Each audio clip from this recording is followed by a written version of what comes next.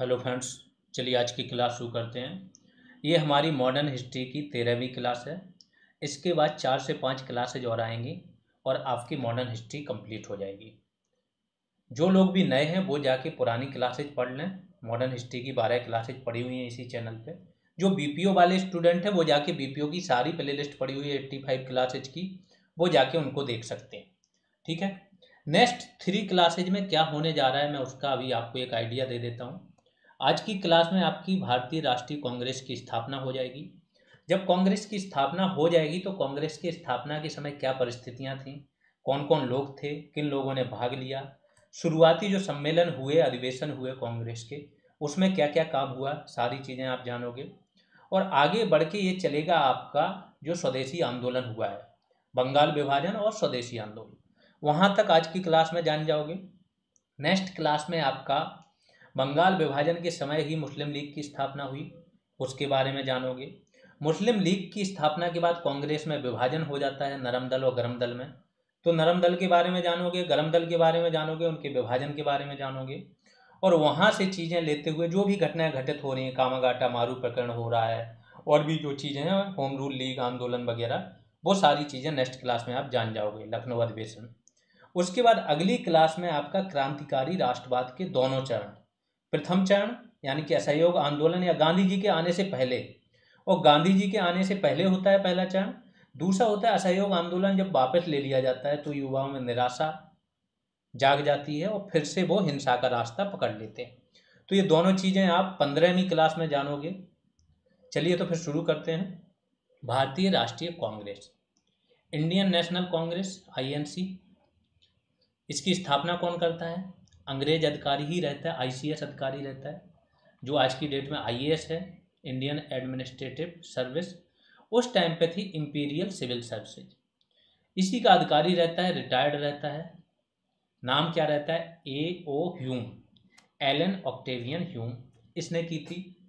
पक्षी विशेषज्ञ था। इसके बारे में ऐसा कहा जाता है कि बहुत ही दयालु प्रवृत्ति का आदमी था। भारतीयों की जो परिस्थिति थी उसके प्रति इसके मन में एक दया का भाव था, इसीलिए इसने क्या, एक संस्था की ऐसी स्थापना की कि जो भारतीयों की मांगों को एक जगह रख पाए। ऐसा तो कहना था जो हमारे नरम दल वाले उनका। जो गरम दल वाले उन्होंने तो बहुत आलोचना की। लाल बाल पाल जो हो गए, अरविंदो घोष हो गए, इन्होंने कांग्रेस की इतनी आलोचना की, ये बोला कि ये अंग्रेजों का पिट्ठू है। इस संस्था की स्थापना ही हुई है कि अंग्रेजों के प्रति असंतोष ना जन्मे। एक प्रकार से सेफ्टी बाल्ब वाली थ्योरी आएगी, आगे चल के बताऊंगा क्या था। पहले जान लो कि कांग्रेस की स्थापना हो गई कब हुई? 28 दिसंबर 1885 को बम्बई के गोकुलदास तेजपाल संस्कृत स्कूल में। अगर और जगह विशेष की बात करो तो ग्वालिया टैंक नामक जगह है, यहाँ पर कांग्रेस की स्थापना हुई और प्रथम अधिवेशन भी यहीं पर हुआ। ऐसा बोला जाता है कि पहले कांग्रेस की स्थापना से पहले एक दल बनाया था इसने, ए ओ ह्यूम ने, 1884 में, इंडियन नेशनल यूनियन। ठीक है। इसी का नाम इस वाले अधिवेशन में कांग्रेस रखा गया दादा भाई नौरोजी के कहने पर। तो पहले क्या था? Indian national union. 1885 में कांग्रेस बनी। ह्यूम ने 1884 में भारतीय राष्ट्रीय संघ, इंडियन नेशनल यूनियन की स्थापना की थी। बाद में प्रथम सम्मेलन में दादा भाई नौरोजी ने एक सुझाव दिया। उन्होंने कहा कि इसका नाम कांग्रेस रख दिया जाए। क्यों ऐसा बोला? क्योंकि कांग्रेस उस टाइम पे नाम आज भी है, यूएसए की जो संसद होती है ना, उसे कांग्रेस बोला जाता है। इसी को ध्यान में रखकर इन्होंने बोला, तो इसका नाम कांग्रेस कर दिया गया। इसलिए जब कांग्रेस की स्थापना पूछी जाती है तो 28 दिसंबर 1885 ही आपको लगा के आना है। आगे चलते हैं। कांग्रेस की स्थापना की जो घोषणा है वो सर्वप्रथम द हिंदू अखबार, द हिंदू, यूपीएससी वालों के लिए सबसे ज़्यादा रिकमेंडेड होता है ये अखबार। सबसे ज़्यादा क्वेश्चन भी करंट के यहीं से फंस जाते हैं, तो उसी में ही इसकी घोषणा की गई थी। मद्रास से प्रकाशित होता था। आप लोगों को बताना है इसके संपादक कौन थे, क्योंकि ये आपको पढ़ाया जा चुका है। द हिंदू अखबार में की गई थी। ये वो ह्यूम जो है वो एक पत्रिका निकालता था, जनता के मित्र।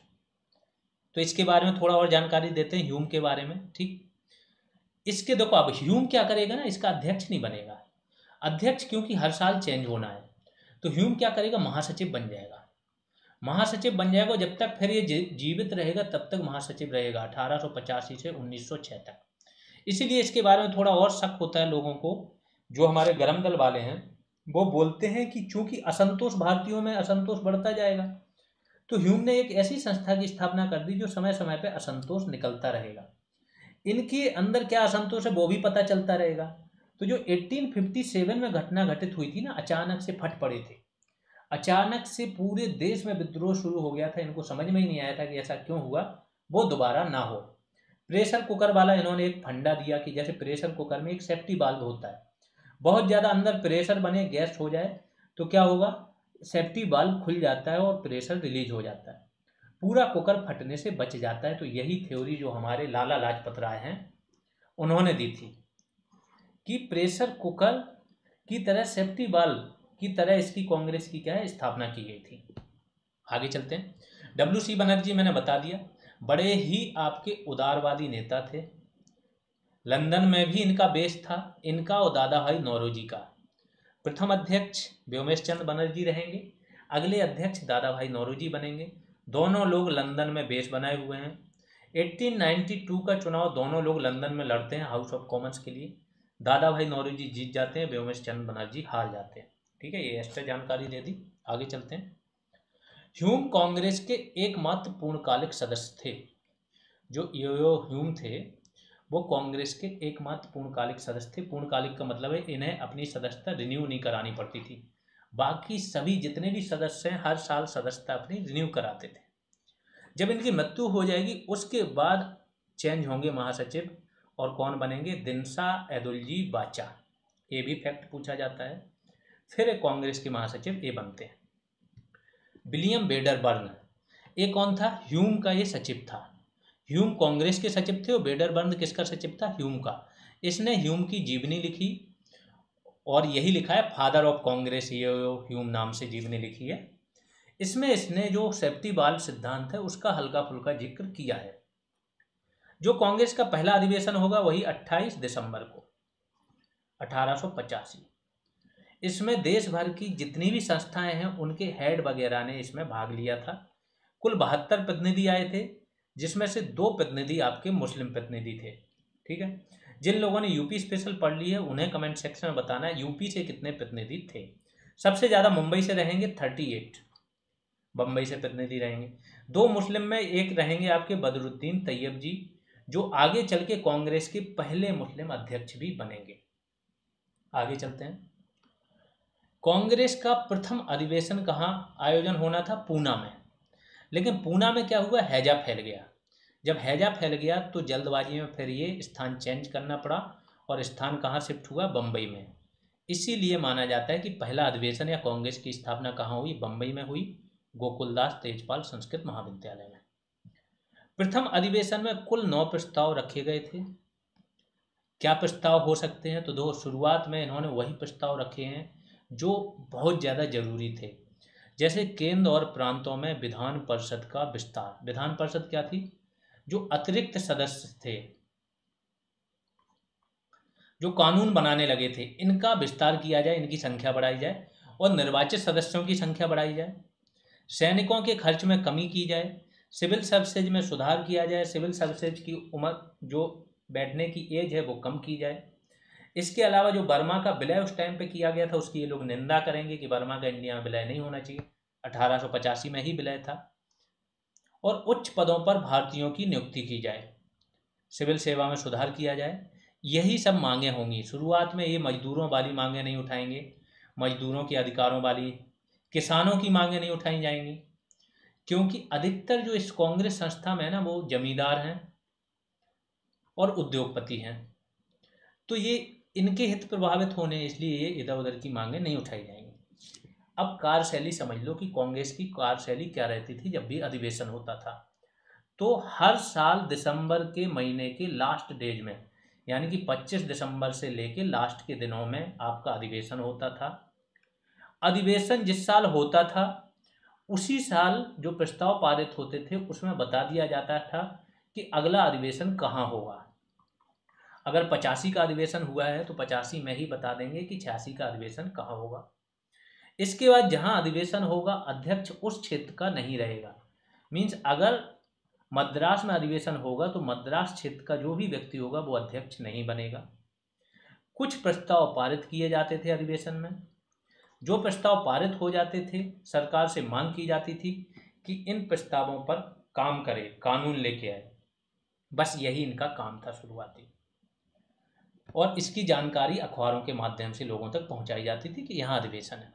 अब इनका अगर योगदान देखें तो योगदान, इनकी मांगें कोई खास नहीं मानी गई। 1892 का जो सुधार था उसमें थोड़ा माना गया कि इनके दबाव में ही थोड़े बहुत सुधार हुए, बट यहाँ पे बहुत ज़्यादा सुधार हुए नहीं थे। लेकिन राष्ट्रीय मांगें हैं क्या, देश चाहता क्या है, इसका निर्धारण ही नहीं हुआ था अब तक। तो कांग्रेस के जो शुरुआती नेता हैं उन्होंने ये योगदान दिया कि राष्ट्रीय मांगों का निर्धारण हो गया। जो नेता अलग अलग मुद्दे लेके चल रहे थे उनको एकजुट किया, देश में राष्ट्रीयता की भावना जगाई, राष्ट्रीय चेतना जागृत की और लोगों को जागरूकता बढ़ाई लोगों में। ये सारे इन लोगों की क्या है, एक प्रकार से उपलब्धियां हैं। अब आते हैं इस टाइम पे इंडिया का वायसराय कौन है, लॉर्ड डफरिन। ये कांग्रेस के बारे में बोलता है कि सूक्ष्म अल्पसंख्यक लोगों का समूह है, बड़ा ही छोटा सा है और वो भी अल्पसंख्यक है। चूंकि ये उदारवादी नेता था, शुरुआत में कांग्रेस का सपोर्ट कर रहे थे। कांग्रेस को बहुत ज़्यादा दबाने या कुचलने की बात नहीं हुई है। जो भी वायसराय होंगे कांग्रेस के प्रति उदार होंगे। 1886 का जो अधिवेशन होगा वो कोलकाता में होगा, और इस अधिवेशन के बाद गार्डन पार्टी देगा डफरिन सब लोगों को जो भी कांग्रेस के अधिवेशन में भाग लेने आए थे। तो इस तरीके से इनके प्रति उदार हैं। जब ये देखेंगे कि अब तो ये खतरा बनते जा रहे हैं तो धीमे धीमे कांग्रेस के खिलाफ होते चले जाएंगे। लाला लाजपत राय ने यंग इंडिया में, यंग इंडिया समाचार पत्र आप लोगों को पता होगा, इसमें सुरक्षा बाल्ब यानी कि सेफ्टी बाल्ब का सिद्धांत दिया और कांग्रेस को लॉर्ड डफरिन के दिमाग की उपज बताया। इन्होंने बोला कि लॉर्ड डफरिन के दिमाग की उपज है वही जो मैंने पहले बताया कि असंतोष बहुत ज़्यादा ना बढ़े, पता चलता रहे। 1916 में इन्होंने लेख लिखा था। जब कांग्रेस की स्थापना हुई तो भारत में कौन कौन पद पे कौन था। भारत सचिव थे आपके लॉर्ड क्रॉस, वायसराय थे डफरिन, और ब्रिटेन का पीएम था ग्लेडस्टोन। और आगे चल के जब आप देखोगे कि नौरोजी, दादा भाई नौरोजी को भी भारत का ग्लेडस्टोन बोला जाता है, तुलना की जाती है। प्रारंभ में कांग्रेस के प्रति सरकार का दृष्टिकोण क्या रहेगा, उदार रहेगा। क्यों रहेगा, जो नरमपंथी है ना वो इनकी सरकार हटाने नहीं चाह रहे, वो स्वतंत्रता नहीं चाह रहे हैं। वो ये मानते हैं कि जो ब्रिटिश सरकार है ना ब्रिटेन में वो तो बड़ी सही है, जो भारत में ब्रिटिश सरकार है वो भ्रष्ट है। तो हमें क्या करना है, इनको सही करना है, इनसे ही मांग करनी है, धीमे धीमे ये सुधार करेंगे। तो इनकी जो क्रियाविधि रहेगी वो क्या रहेगी, अनुनय विनय वाली। प्रार्थना पत्र देंगे, लेख लिखेंगे, इसके बाद ये उन लोगों से जाके मांग करेंगे, माने ना माने कोई बात नहीं। ये जाते थे अपना ज्ञापन देते थे और इनके जस्ट निकलते ही वो फाड़ के डस्टबिन में डाल देते थे। लेकिन ये अपना उसमें काम में लगे रहे, संवैधानिक तरीके से मांगों को मांगना, ये इन लोगों का काम था। तो 1886 अधिवेशन के पश्चात डफरिन ने क्या किया, कांग्रेस के सदस्यों को गार्डन पार्टी दी थी। इससे पता चलता है कि बहुत ज़्यादा उदार था पहले दृष्टिकोण। कांग्रेस के प्रथम मुस्लिम अध्यक्ष कौन थे, बदरुद्दीन तैयब, 1887 में। 86 में कौन बने थे, मैंने बताया दादा भाई नौरोजी। और प्रथम अंग्रेज अध्यक्ष कौन से बने हैं, जॉर्ज यूले। एक कब बने हैं आपके, 88 में इलाहाबाद में। तो पहला बंबई में हुआ, दूसरा अधिवेशन आपका कोलकाता में होगा 86 वाला, 87 वाला मद्रास में होगा और 88 वाला आपका इलाहाबाद में होगा। बाकी कांग्रेस के सारे अधिवेशन की एक लिस्ट आपको बाद में दे दी जाएगी। कांग्रेस के द्वितीय अध्यक्ष कौन है, दादा भाई नौरोजी हैं 1886 में। दादा भाई नौरोजी के बारे में जान लेते हैं। 1866 में लंदन में ईस्ट इंडिया एसोसिएशन की इन्होंने स्थापना की थी। इसी की बैठक में इन्होंने इंग्लैंड डेप्ट टू इंडिया नामक लेख लिखा था जो कि आप लोग पढ़ चुके हो। इनके उपनाम थे grand old man of India, इन्हें बोला जाता था। भारत के ग्लैडस्टोन भी इनको बोला जाता था। 1890 में, एक्चुअली 1889 में ही क्या है, विलियम डिग्बी नामक एक पत्रकार थे, उन्होंने संपादन किया इंडिया नामक अखबार का, और इन्हीं के साथ मिलकर समाचार पत्र प्रकाशित करते थे दादा भाई नौरोजी। तो 90 में नौरोजी भी इसमें शामिल हो गए थे। लंदन से इंडिया नामक समाचार पत्र प्रकाशित होता था, ये कांग्रेस का अखबार था। 1890, ये थोड़ा सा टाइम चेंज कर लें, 1892 होगा ये, ठीक है, 1892। ब्रिटिश संसद के निम्न सदन का चुनाव जीतने वाले प्रथम भारतीय बने कौन? दादा भाई नौरोजी। लिबरल पार्टी से इन्होंने चुनाव जीता था। संसदीय क्षेत्र इनका क्या था? फिंसबरी। और जैसा मैंने बताया, व्योमेश चंद्र बनर्जी ने भी इसी साल का चुनाव लड़ा था, वो हार गए थे। ब्रिटिश संसद का अगर पहले व्यक्ति वो देखो जो ब्रिटिश संसद का चुनाव लड़े हैं पहले भारतीय, तो वो थे लाल मोहन घोष। 1885 में ही लड़ चुके थे और ये हारे थे। 1889 में विलियम डिग्बी की अध्यक्षता में लंदन में इसकी एक शाखा खोली गई कांग्रेस की। नाम क्या रखा गया? British committee of Indian national Congress. इसकी स्थापना हुई और इंडिया नामक समाचार पत्र भी इन्होंने निकाला। विलियम डिग्बी इसके अध्यक्ष थे, जो कांग्रेस की ब्रिटिश ब्रांच थी। अब आते हैं नरम दल के बारे में, जान लेते हैं क्या है, क्यों बोला जाता है नरम दल। तो नरम दल इनकी कार्यशैली के कारण बोला जाता है। 1885 से 1905 तक 20 साल तक इन लोगों का बहुत ज़्यादा प्रभाव रहा है। नरम दल शब्द का या नरम शब्द का प्रयोग इनकी कार्यशैली को लेकर या देखकर किया जाता है। क्या थी कार्यशैली? बहुत ही उदारवादी थे, हिंसा में बिल्कुल विश्वास नहीं रखते थे, उग्रता में विश्वास नहीं रखते थे, अंग्रेजों को परेशान करने में भी भरोसा नहीं रखते थे। ये अपनी मांगों को प्रतिवेदनों, भाषणों और लेखों के माध्यम से रखते थे। इन्हें ब्रिटिश सरकार की न्यायप्रियता में विश्वास था। पूर्ण विश्वास यहाँ पे शब्द यूज करो तो भी बड़ी बात नहीं। ये मानते थे कि ये लोग न्याय करेंगे, बस इन तक हमारी परेशानी पहुंचनी चाहिए। ये संवैधानिक तरीके से भारत की स्वतंत्रता प्राप्त करना चाहते थे। प्रमुख नरमपंथी नेता जान लो कौन कौन थे? दादा भाई नौरोजी, सुरेंद्र नाथ बनर्जी, गोपाल कृष्ण गोखले, मदन मोहन मालवीय, फिरोज शाह मेहता, रमेश चंद्र दत्त और दिनसा बाचा। ये लोग प्रमुख नरमपंथी नेता थे। अब कांग्रेस के बारे में, जब कांग्रेस की स्थापना हुई उसके बाद से लास्ट तक ये पूरा ज्यों का त्यों पूछ लिया जाता है। कुछ लोगों ने, कुछ नेताओं ने कुछ शब्द बोले हैं, वो शब्द जान लो किसने क्या कहा। तो एक व्यक्ति ने बोला, कांग्रेस अपने पतन की कगार पर पूर्णतः खड़ी है तथा भारत में रहते हुए मेरी एक प्रबल इच्छा है। क्या प्रबल इच्छा है इनकी? कि इसके शांतिपूर्ण अंत में सहयोग कर पाऊं या करना है, ये इनकी इच्छा है। किसकी? लॉर्ड कर्जन की। आगे चलते हैं। अश्विनी दत्त ने कांग्रेस सम्मेलनों को 3 दिनों का तमाशा कहा है। जो अश्विनी दत्त हैं, इन्होंने बोला कि ये 3 दिन के लिए जो सम्मेलन होते हैं वो केवल तमाशा करते हैं, इनकी बात कोई मानता नहीं है। फिर अगले व्यक्ति हैं लाला लाजपत राय। इन्होंने बोला ये शिक्षित भारतीयों का वार्षिक मेला है जो वर्ष में एक बार लगता है। विपिन चंद्र पाल ने तो इसे याचना संस्था या भीख मांगने वाली संस्था बोला है। ये केवल भीख मांगते, मिलती वो भी नहीं है। फिर अरविंद घोष ने बोला है कांग्रेस की मृत्यु क्षय रोग से होगी।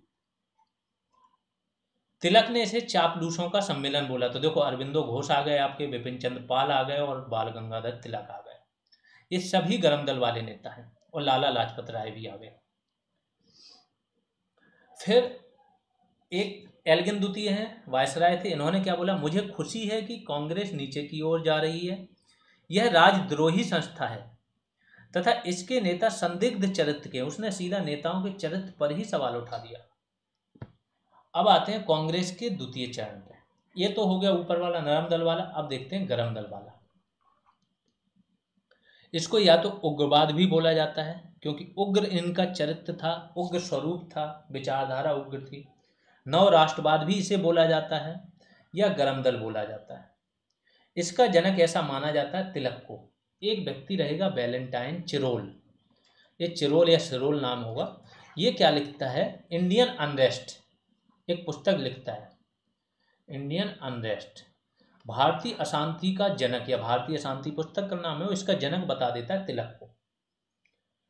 तो तिलक फिर इसके खिलाफ 1918 में चले जाते हैं ब्रिटेन मुकदमा लड़ने, इस पर मानहानि का केस कर देते हैं। कांग्रेस की जो उदारवादी नीतियां हैं, इनसे जो युवा हैं उनमें एक प्रकार का असंतोष था, और कांग्रेस से इन लोगों का क्या है, मोहभंग हो गया था। इसीलिए फिर क्या हुआ, उग्र राष्ट्रवाद का जन्म हुआ। ये लोग बोलते थे कि तुम लोग राजनीतिक भिक्षावृत्ति करते हो, भीख मांगते हो, राजनीतिक भीख, जो कि आपको मिलती नहीं है। ये जूनियर असिस्टेंट का पेड बैच की जानकारी है। अगर आप पेड बैच ज्वाइन करना चाह रहे हो तो ज्वाइन कर सकते हो। यहाँ आपको सारी पीडीएफ्स मिल जाएंगी, टॉपिक वाइज एमसीक्यू टेस्ट मिल जाएंगे, रिवीजन प्रोग्राम भी चलेगा, उसमें भी आप पार्टिसिपेट कर पाओगे। टाइम टू टाइम पे टास्क दिए जाएंगे जैसे ही आपके कोर्स कंप्लीट होने को आएंगे।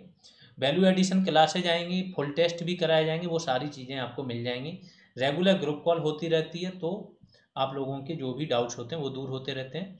फीस 299 है। फ़ोन पे या पेटीएम इस नंबर पे करना है। इसके बाद स्क्रीनशॉट आपको भेज देना है, या तो टेलीग्राम पर या व्हाट्सएप पर। कोई क्वेरी है तो आप इस नंबर पे कांटेक्ट कर सकते हो। आगे चलते हैं।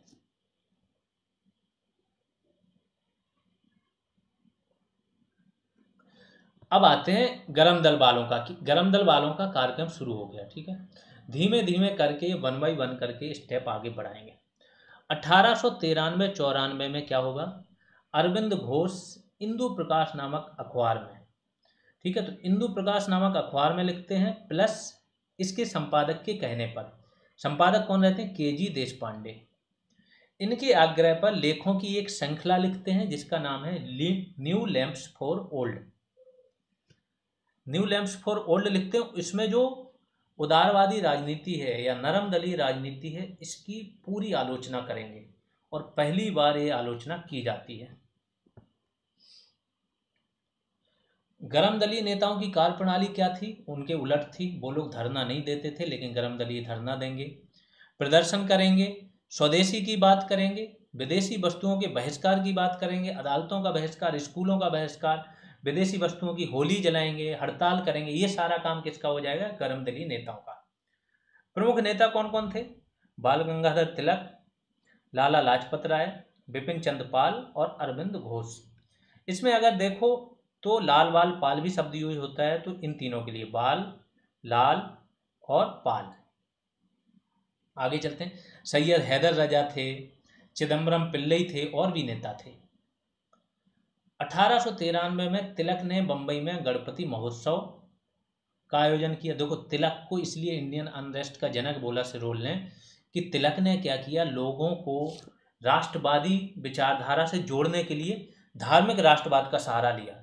जो आज की डेट में पूरा गणपति महोत्सव पूरे मुंबई या महाराष्ट्र में मनाया जाता है, जोर शोर से तिलक ने शुरुआत की थी 1893 में। तो लोग जुड़ते हैं, लोग जुड़ने शुरू हो गए।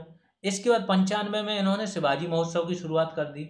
इस महोत्सव में ये भी सालाना था। इसमें क्या होता था, शिवाजी का राज्याभिषेक वगैरह सारी चीज़ें होती थी। तो लोगों ने जुड़ना शुरू कर दिया और आवाज़ उठाना शुरू कर दिया। स्वराज, स्वदेशी तथा बहिष्कार, इन तीनों का इन्होंने नारा दिया, जो भी गरम दल वाले हैं। अब ये घटना घटित हो जाएगी उसी टाइम, और जितने भी गरम दल वाले हैं उनको उभरने का पूरा मौका मिल जाएगा। बंगाल विभाजन और स्वदेशी आंदोलन। बंगाल एक्चुअली बहुत बड़ा सूबा था।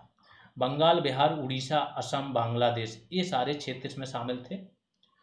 8 करोड़ जनसंख्या थी उस टाइम पे बंगाल की, और इसमें कोलकाता और बंगाल का जो क्षेत्र है पूरा, ये राष्ट्रवाद का केंद्र था।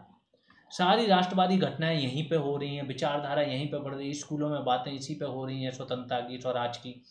तो अब इस स्वतंत्रता या स्वराज या राष्ट्रवाद पे प्रहार करने के लिए अंग्रेजों ने एक साजिश रची, फूट डालो वाली। इसने क्या किया, हिंदू और मुस्लिम वाले क्षेत्रों को अलग करने का फैसला कर दिया, कि मुस्लिम वाला क्षेत्र अलग कर दो, हिंदू वाला अलग। लेकिन घाटा क्या हो गया, जो बंगाली बोलने वाले थे वो बंगाल से कट गए। बंगाली बोलने वाले बंगाल में ही अल्पसंख्यक हो गए। इसको 2 नाम दे दिया गया, एक बंगाल, दूसरा असम। तो बंगाली बोलने वाले सारे असम में जा रहे थे, बांग्लादेश वगैरह सब। तो इसलिए पूरे बंगाल ने इसका विरोध किया। उस टाइम पे लोग समझने लगे थे कि ये किस पर्पज से कर रहे हैं। उसके पहले ऐसा नहीं था। जब आप 1857 का स्वतंत्रता संग्राम देखोगे तो लोगों को समझ में ही नहीं आ रहा है एक राजा का साथ लेके दूसरे को हरा दे रहे हैं, और जो पहला राजा वो साथ दे भी रहा है, उसे समझ में नहीं आ रहा कि अगला नंबर उसका लगेगा। लेकिन यहाँ तक आते आते जैसे ही आधुनिक नॉलेज आया, अब लोगों को समझ में आ गया, आम लोगों तक को भी समझ में आ गया। तो कारण क्या था? राष्ट्रीय चेतना को नष्ट करना, हिंदू मुस्लिम में विभाजन करना। बंगाल को कहाँ कहाँ बांटा गया? दो भाग में बांटा गया। एक बंगाल जिसके अंदर बिहार, उड़ीसा और बंगाल तीनों थे। दूसरा था पूर्वी बंगाल जिसे असम बोला जा रहा था। इसमें विभाजन तो असम से ये बांग्लादेश तक था, ये दूसरा पार्ट था पूर्वी बंगाल का, और पहला पार्ट बंगाल, बिहार, उड़ीसा था। घटनाक्रम जान लेते हैं कब क्या हुआ। दिसंबर 1903 में प्रस्ताव आया, अभी विभाजन का आदेश नहीं आया, बंगाल विभाजन का प्रस्ताव आया, सार्वजनिक हुआ, लोगों के सामने आया। तो कुछ अखबार थे, बंगाली, हितवादी, संजीवनी, इन्होंने इसका विरोध किया। 19 जुलाई 1905 बंगाल विभाजन का निर्णय हो गया यहाँ पर कि अब ये विभाजन होके रहेगा। कौन है इस टाइम? करजन, बहुत ही प्रतिक्रियावादी नेता है, वायसराय। 7 अगस्त 1905 को कलकत्ता में एक टाउन हॉल नामक जगह है, यहाँ पर जो राष्ट्रवादी नेता है उनकी एक बैठक होगी, और ये बंगाल विभाजन के विरोध में स्वदेशी आंदोलन की घोषणा कर देंगे। तो जो भी स्वदेशी आंदोलन होगा उसके प्रमुख नेता रहेंगे सुरेंद्र नाथ बनर्जी।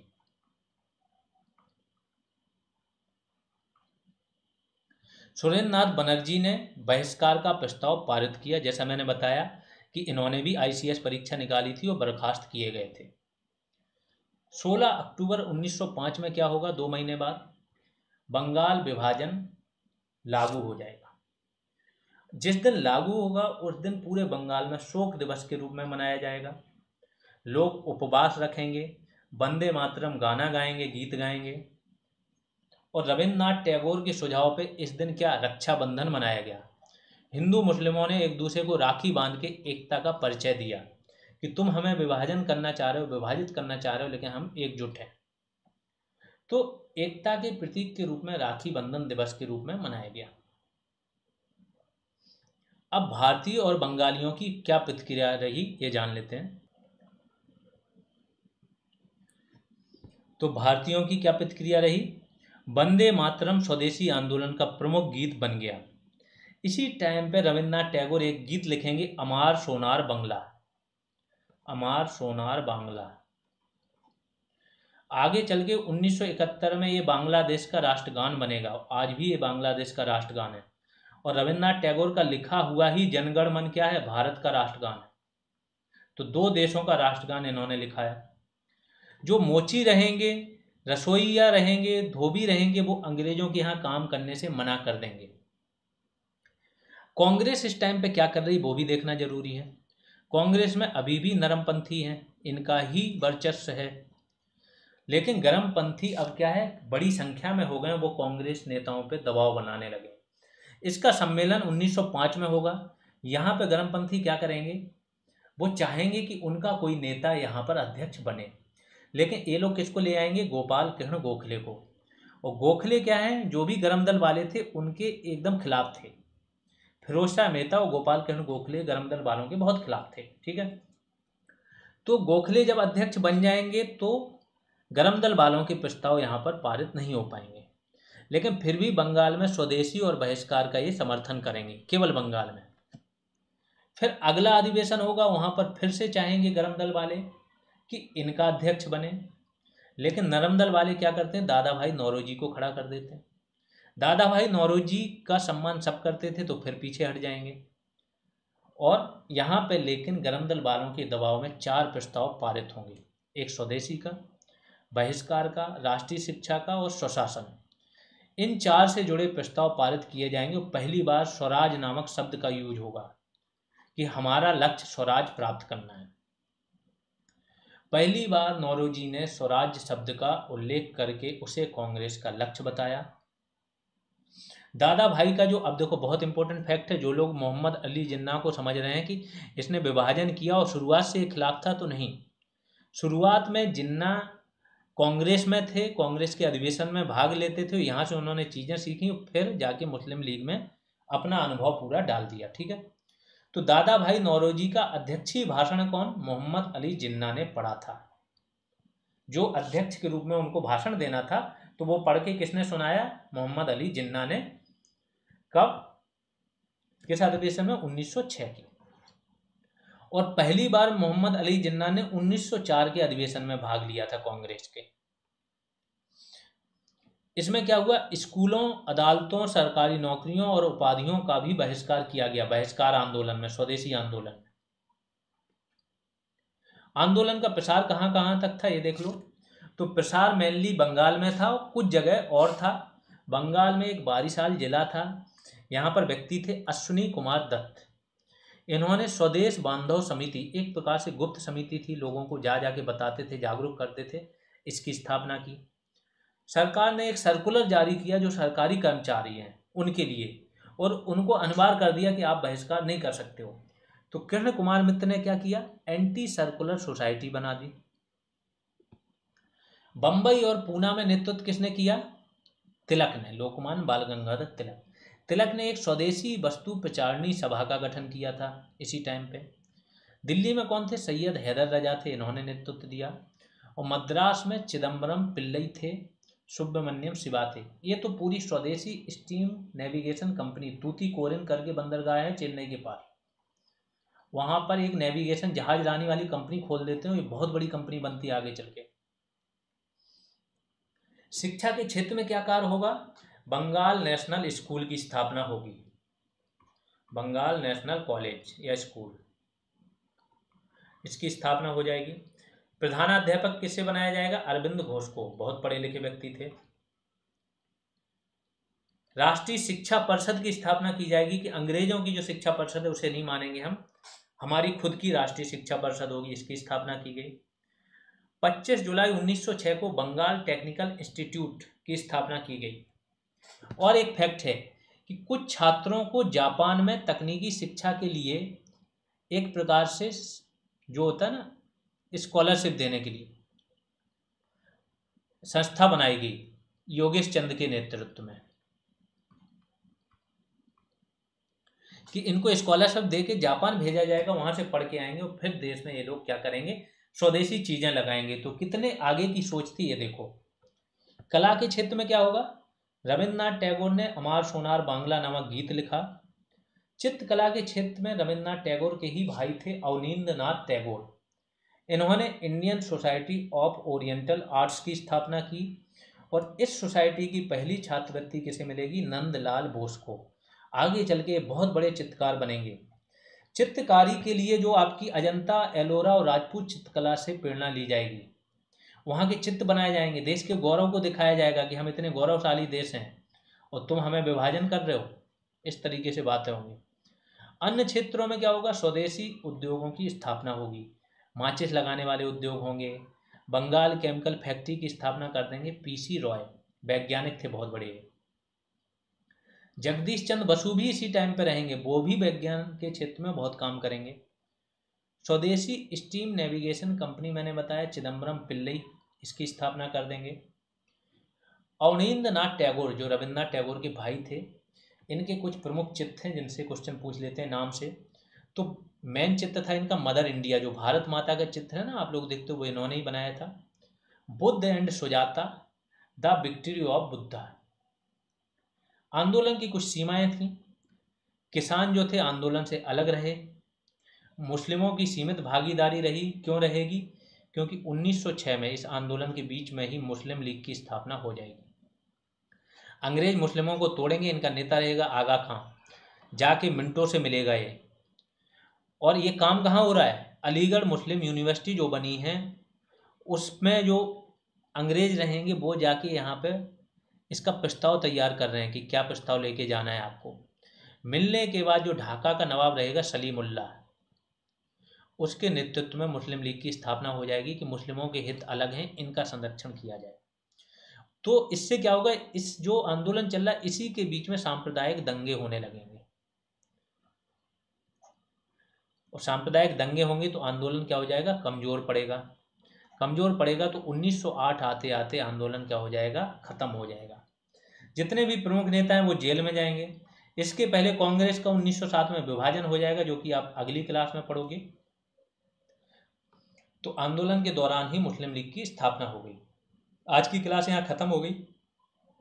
ये बीपीओ बैच की जानकारी है। अगर आप बीपीओ का बैच ज्वाइन करना चाहते हो तो ये सारी चीज़ें आपको मिल जाएंगी। ज्वाइन करने का प्रोसेस वही है जो जूनियर असिस्टेंट का है। बाकी आप लोगों को क्लास अगर सही लग रही है तो बिल्कुल शेयर करते रहिए अपने आसपास फ्रेंडों से, फैमिली वालों से। अभी के लिए इतना ही। धन्यवाद।